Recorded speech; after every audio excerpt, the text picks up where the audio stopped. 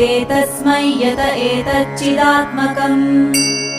पुरुषायादिबीजाय परेशायाभिधीमहि यस्मिन्निदं यतश्चेदं येनेदं य इदं स्वयम् योऽस्मात् परस्माच्च परस्तं प्रपद्ये स्वयंभुवम् यस्वात्मनीदं निजमाययार्पितम् क्वचित् विभातं क्वच तत्तिरोहितम् अविद्धदृक्साक्ष्युभयं तरीक्षते स आत्ममूलो वतु मां परात्परः कालेन पञ्चत्वमितेषु कृत्स्नशो लोकेषु पालेषु च सर्वहेतुषु तमस्तदासीत् गहनं गभीरम् यस्तस्य पारेभिविराजते विभुः